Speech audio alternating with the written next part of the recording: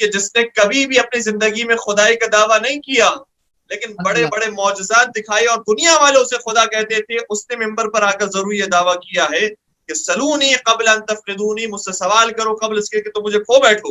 اور کسی نے اٹھ کر یہ سوال بھی کر لیا، مولا بتائیے میرے سر میں بال کتنے ہیں؟ تو مولا نے فرمایا میں بتا سکتا ہوں کہ تیرے سر کے بال کتنے ہیں، لیکن تو جانے گا کیسے کہ جتنے میں نے عدد بتائے ہیں اتنے ہی ٹھیک ہیں. لیکن پھر امام نے فرمایا ہاں میں یہ تجھے بتا کر جاتا ہوں کہ تیرے گھر کے اندر جو بیٹا پیدا ہونے والا ہے وہ میرے بیٹے کا قاتل بنے گا. اور تاریخ نے پھر اس بات کو ثابت بھی کیا کہ حسین بن نمیر جو سواد سے لکھا جاتا ہے اور بعض لوگ اسے حسین بن نمیر پڑھتے ہیں، اصل میں اس کا تلفظ حسین بن نمیر ہے. حسین بن نمیر، یہ نمیر کا بیٹا جو پیدا ہوا کربلا کے میدان میں حسین بن علی کا قاتل بنا، علی کے بیٹے حسین کا قاتل بنا. تو مولا نے فرمایا کہ میں تمہارے سر کے بالوں کی تعداد بتا سکتا ہوں. تو وہ تو نر اور مادہ نہیں بتا سکا، مولا نے بتایا کہ ہم تو تمہارے سروں کی بالوں کی تعداد بھی بتا سکتے ہیں. اور بے عین ہی یہی واقعہ تعداد بتانے کا دوسرے امام حضرت امام حسن مجتبی علیہ الصلوۃ والسلام کے ساتھ بھی پیش آیا.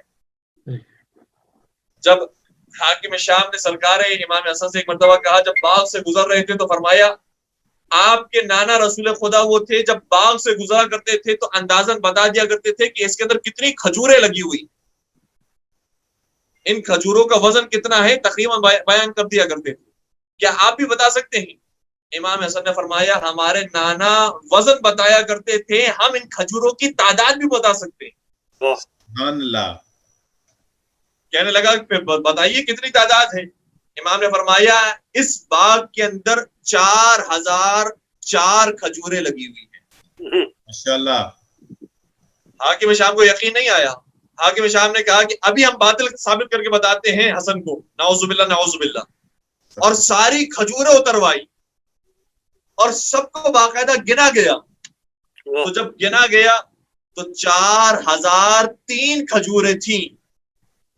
کہنے لگا حسن آپ کا جھوٹ نعوذ باللہ پکڑا گیا، آپ نے غلط بیانی کی ہے. آپ نے کہا تھا 4004 کھجوریں ہیں، یہ 4003 کھجوریں نکلی، ایک کھجور کم ہے. اللہ اکبر.